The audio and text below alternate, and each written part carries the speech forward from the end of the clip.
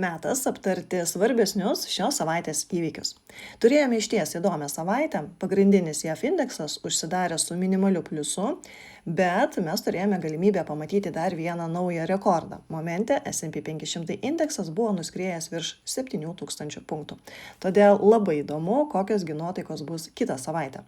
Dabar svarbiausia, kad neužstrigtų susitarimas dėl vyriausybės finansavimo, tikrai nebesinori matyti antro rimto shutdowno Trumpo valdymo metu. Priminsiu, kol kas buvo vienas rimtas shutdownas pirmoje jo kadencijoje ir vienas šioje kadencijoje.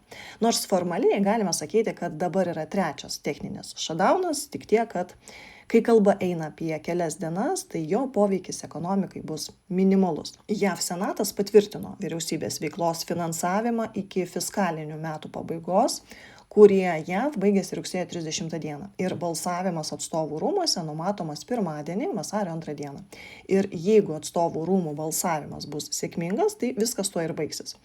O jeigu ne, tada galime matyti didesnį bangavimą rinkoje. Tai pasižiūrėsime. Įdomią dinamiką matėme aukso kainoje.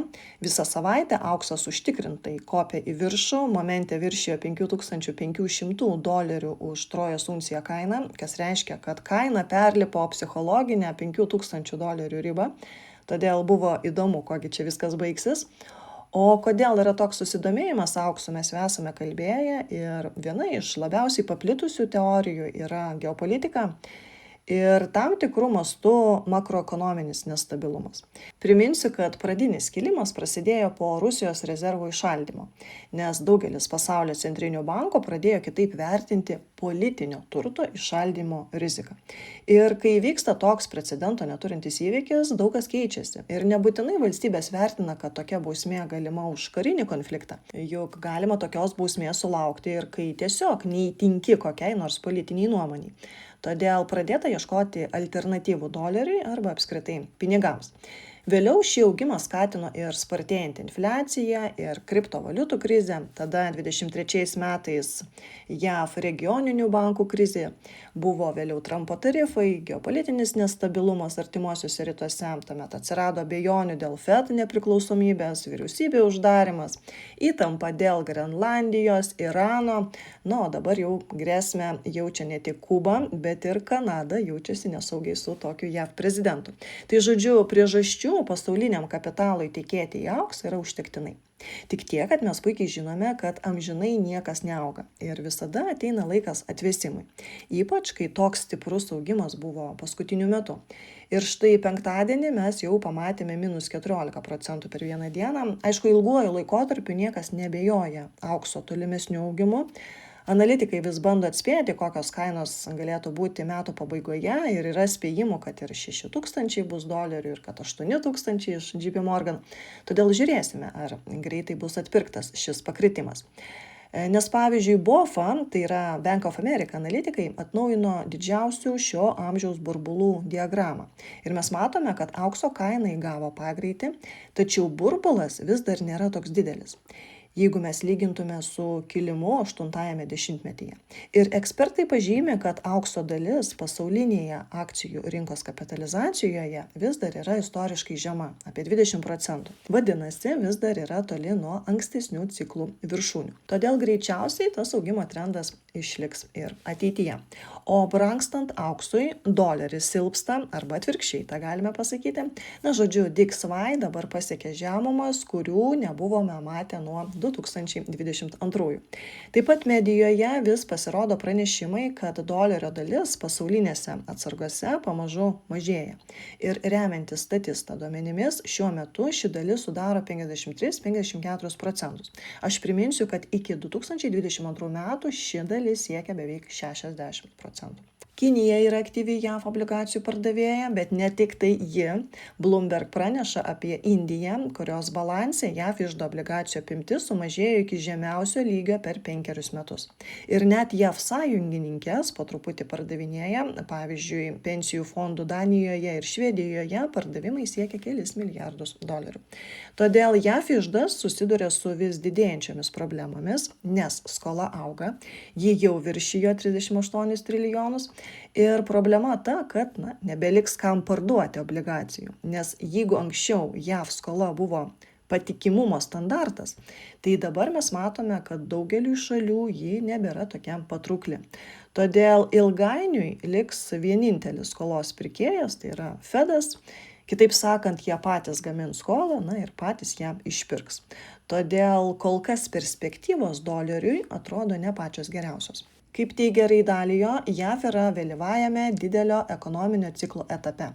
Ir netvari skola gali lemti taip vadinamą pinigų spausdinimą, o tai dar labiau pakenktų doleriui, ir pačiam JAV dominavimui pasaulyje. Todėl anot jo yra akivaizdu, kad Amerika vis labiau artėja prie sisteminės vidinės krizės, nes visuomenė yra ant susiskaldimo ribos, politinė poliarizacija, smurtas ir pasitikėjimo institucijomis praradimas sukuria tokią parako statinės efektą. Ir istorinis ciklas, apie ką kalba Dalio, kuomet jisai lygina dabartinę padėtį su praeities laikotarpiais, kai didėjanti skola, nelygybė ir konfliktai tiesiog lėmė staigias sisteminės griūtis. Ir atrodytų tokiame fone, kai doleris silpsta, tai bitkoinas turėtų gauti teigiamos įtakos. Bent jau tai buvo 2017, 2020, bet kol kas trūksta didesnio ažiotažo, kad pritrauktų likvidumą iš rinkos. Kol kas čia irgi didesnis momentinis kritimas, todėl žiūrėsime, kaipgi jis judės toliau. Nes pirmadienį, vasario 2 dieną, Baltieji rūmai suburs bankininkystės ir kriptovaliutų pramonės lyderius aptarti įstrigusio Senato kriptovaliutų įstatymo projekto. Aišku, gali būti visaip, bet daugelis rinkos dalyvių mano, kad įstatymo projekto priėmimas bus stiprus kriptovaliutų rinkos augimo variklis. Tai pasižiūrėsime. Dar apie naftą labai trumpai. Mes matome, kaina priartėjo prie $70 už bačką. Ir to priežastis, aišku, yra JAV ir Irano peripetijos. Trumpas pareiškė, kad jeigu Iranas nepasieks susitarimo ir neatsisakys savo branduolinės programos, tai JAV suduos jiems smūgį tokį, kuris bus daug stipresnis nei ankstesni. O Iranas visada sakė, kad niekada neatsisakys savo branduolinės programos, kad ir kas nutiktų. Todėl šiame fone kai kurie ekspertai mano, kad naftos kaina gali pasiekti ir $100 už barelį. O kiti kalba, kad Trumpas bandys užtvindyti rinką Venesuelos nafta, todėl po smūgio Iranui kainos gali stipriai ir nepakilti. Tai žiūrėsime, kaip čia bus. Šią savaitę investuotojai taip pat sekė FED naujienas. Kaip žinote, palūkanų norma liko nepakeista, kaip rinka tikėjosi, todėl visi laukia FED vadovo kalbos, nes visada tikėsi jo kalboje išgirsti būsimus veiksmus. Tai Pavelas pažymėjo, kad JAV ekonomika yra stebėtinai atspari, nors rizika infliacijai ir darbo rinkai visiškai neišnyko. Tai reziumuojant, mes galime sakyti, kad Fedas niekur neskuba, nes ekonomika gana stipri, darbo rinka stabili, infliacija lėtai, bet mažėja ir esant tokiai konfigūracijai, Fedas nemato reikalo skubėti toliau mažinti palūkanų normas. Todėl pauzė gali užsitęsti ir iki Pavelo kadencijos pabaigos. Priminsiu, kad rinka šiems metams numato 2 palūkanų normų sumažinimus, aš tikiu, kad gali būti ir daugiau. Pasižiūrėsime, kaip naujasis FED vadovas atlaikys Trumpo spaudimą. O kol kas, remiantis užimtumo ir nedarbo augimo tempais, darbo rinkoje mes matome stabilizaciją. Yra tam tikrų silpnumų, bet nuosmukis nepagilėjo. Naujausi vartotojų nuotaikų ir pasitikėjimo duomenys rodo gal kiek prislėgta, bet apskritai tikrai stabilę situaciją. Ir jei neįvyks jokių naujų sukrėtimų, jokių naujų Trumpo triukų nebus, tai rinka augs tol, kol sulėtės dirbtinio intelekto paklausa. Nors vis atsiranda minčių, kad politika gali visgi atgrasyti nuo investavimo į JAV, nes tarifų politika pamažu veda prie JAV izoliacijos pasaulinėje arenoje. Mes matome, kaip Kanada bandė derėti su Kinija, ES siekia sudaryti didelio masto prekybos susitarimą su Indija, kas aišku labai prieštarauja Trumpo reikalavimams, todėl tikrai laukia labai įdomus dalykai. Bet iš kitos pusės pasirodė įdomi naujiena apie Trump Accounts programos paleidimą, kuri yra Big Beautiful Bill, tos iniciatyvos dalis. Ir pagal šią programą nuo 25 metų sausio 1 dienos iki 2028 metų gruodžio 31 dienos kiekvienas JAV gimęs vaikas gaus $1000 įnašą į specialią mokesčių lengvatomis pagrįstą investicinę sąskaitą. Ir tos lėšos bus investuojamos į JAV akcijų indeksų fondus, tokius kaip S&P 500, siekiant ilgalaikio augimo. O prieiga prie santaupų bus suteikta sulaukus 18 metų tiems vaikams. Tėvai ir globėjai galės taip pat kasmet įnešti papildomų lėšų, bet tik iki $5,000. Na ir čia yra svarbiausia, kad be jokių mokestinių pasiekmių visa tai yra.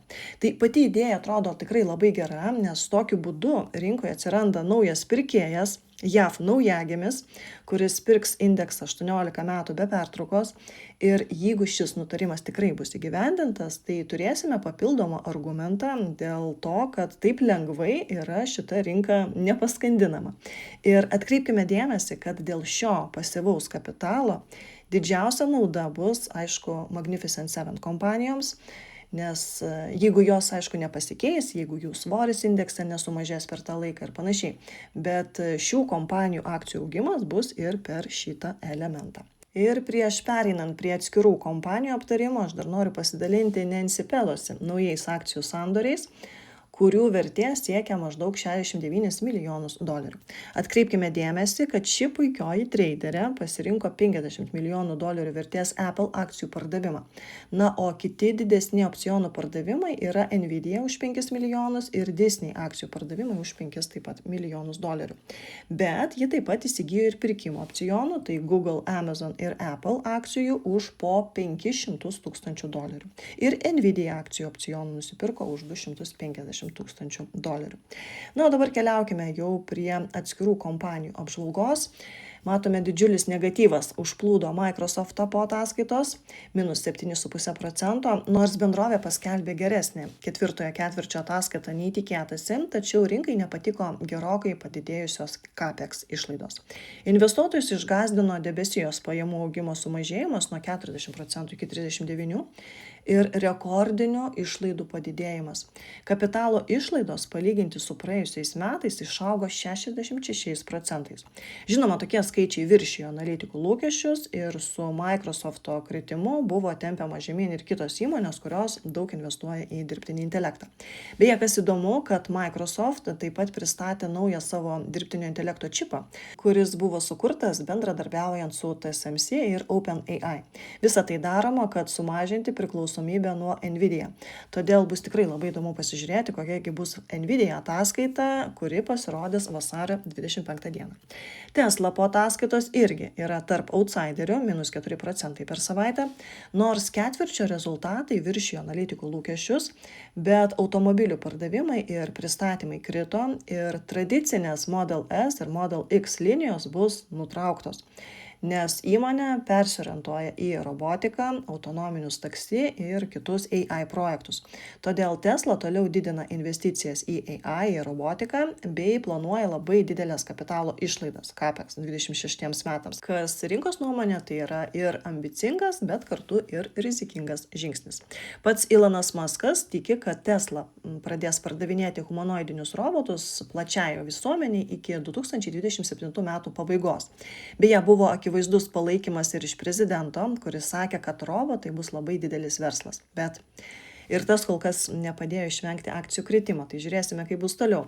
O kita labai smagi žinia, kad SpaceX planuoja IPO jau birželio viduryje. Ir kalbama, kad tas laikas buvo pasirinktas todėl, kad jis sutampa su Musko gimtadieniu ir planetų išsidėstymu. Beje, IPO bus didžiausias istorijoje, bendrovės vertė jau dabar siekia $1,5 trilijono. Tuo tarpu Meta po ataskaitos atrodo puikiai. Ji taip pat pateikė geresnę ataskaitą nei tikėtasi, stipriai augo reklamos pajamos, stipriai augo pelnas akcijai, vadovybė taip pat pakėlė ateities prognozes, parodydama tokį didesnį pasitikėjimą 26 metų pajamomis. Rinka teigiamai vertino ir tai, kad AI investicijos jau gerina reklamos efektyvumą, o didinamas CAPEX'as rodo matomą paklausą infrastruktūrai. Todėl investuotojams tai buvo signalas, kad Meta iš social tinklo galutinai jau tampa AI varomu ir itin pelningu reklamos verslu. Kompanijos Apple paskutinė ataskaita taip pat parodė solidesnius nei tikėtasi rezultatus, ypač iPhone pardavimuose ir service segmente, o ateities prognozės dėl AI integracijos ir stabilaus augimo suteikė investuotojams pasitikėjimą, dėl to ir kaina kilo. Tuo tarpu software kompanijos matome momente, kad stipriau raudonuoja. Galbūt mums tas atveria kelią išsirinkti geresnius variantus į savo portfelius, tik žinoma, jau turime labai gerai įsivertinti konkurencinį spaudimą. Nes kadaise investuotojų numylėtinės programinės įrangos įmonės dabar praranda savo tą spindesį, nes dar prieš metus Salesforce, Adobe, ServiceNow ir kitos buvo laikomos augimo kompanijomis, o šiandien jos po 30%, kai kurios ir daugiau, nukritusios nuo praėjusių metų lygio. Mažų ir vidutinių programinės įrangos įmonių kainos irgi koreguojasi. Ir kol kas rinka praradusi tikėjimą senuoju naratyvu, nes dirbtinis intelektas turėjo būti augimo variklis. O dabar tapo toksai rizikos veiksnys. Ir investuotojai čia užduoda jau naują klausimą, ne kam bus naudingas DI, o ar DI sunaikins senąjį programinės įrangos verslo modelį. Aišku, niekas nekalba apie sektoriaus išnykimą, programinė įranga tikrai niekur nedings, tačiau užsidirbti pinigų taps vis sunkiau tokioms kompanijoms. Todėl čia lieka laukti gerų žinių. Stiprus kritimas matomas United Health Group stovykloje, -19,5% po ataskaitos. Čia rinka sureagavo ne tiek į praėjusius rezultatus, kiek į silpnesnę 26 metų augimo prognozę ir nepalankius reguliacinius signalus. Ypač neigiamai įvertintas labai menkas Medicare Advantage apmokėjimų didinimas, kuris kelia spaudimą maržoms, ir kadangi investuotojai suprato, kad pelningumo ir augimo tempas labai lėtės arba gali labai lėtėti, tai ir sekė toks štai ryškus išsipardavimas. Išpardavimas matomas ir Boeing stovykloje, -7% per savaitę. Rezultatai ataskaitose irgi buvo geresni nei tikėtasi, orlaivių pristatymai išaugo beveik 3 kartus. 600 pristatytų komercinių orlaivių yra didžiausi pardavimai nuo 2018 metų. Bet akcijos krito, nes investuotojai suabejojo parodyto pelno tvarumu. Skaičiai atrodė geri, bet dalis jų buvo paremta vienkartiniais veiksniais, o reali gamyba ir kokybės problemos vis dar yra neįspręstos. Todėl rinkai vertino, kad ateities pajamos gali vėluoti, o didelė skolų našta ir silpni pinigų srautai, aišku, didina riziką. General Motors tikeris GM plus 5,5%, nes automobilių milžinė viršijo ketvirčio pelno prognozes, padidino dividendus ir pradėjo $6 milijardų vertės akcijų atpirkimą, taip vadinamus buyback'us daryti. Bendrovė taip pat pateikė optimistinės 26 finansinių metų perspektyvas. Puikios ataskaitos ir telekomunikacijų atstovų Verizon plus 12,5 per savaitę, ne tik geros ateities perspektyvos čia, bet jie pradėjo $25 milijardų vertės atpirkimo programą, kas investuotojams visada labai patinka, o štai AT&T irgi nei kiek nenusileidžia, 11% augimas per savaitę, ir ši telekomunikacijų milžinė prognozuoja, kad visų metų pelnas viršys rinkos lūkesčius. Belaidžio tinklo ir šviesolaidinio ryšio infrastruktūros plėtra leis bendrovei patenkinti augančią 5G ir spartaus interneto paklausą. Mes senokai neaptarinėjome IBM-o. Ši kompanija po ataskaitos paaugo, matome, beveik 5%, o per 3 metus IBM akcijų vertė išaugo daugiau nei 2x. Vis tik IBM rado savo nišą dirbtinio intelekto srityje, daugiausia dėmesio skirdama ne konkurencijai su OpenAI, o mažų įmonių modeliams ir hibridiniams debesims. IBM planuoja užimti apie 20% kvantinių skaičiavimo rinkos, kuri iki 35 metų galėtų išaugti iki $100 milijardų. Na ir pabaigai, kiek nustebinusi Royal Caribbean tikeris RCL ataskaita. Pasirodo, kruizinių laivų operatoriaus pelnas atitiko lūkesčius, o 26 metų prognozė viršijo analitikų vertinimus, kas rodo didelę kruizinių kelionių paklausą. Kompanija Caterpillar tikeris CAT taip pat pateikė gan stiprią ataskaitą, pajamos viršijo lūkesčius, o dirbtinio intelekto bumas paskatino bendrovės energetikos įrangos paklausą. Ir, kaip sakė generalinis direktorius, tai leidžia tikėtis spartaus augimo 26-aisiais. Tai buvo viskas, ką jums paruošiau šiandien. Ačiū Jums, kad buvote kartu. Susitiksime kitą savaitę. Iki.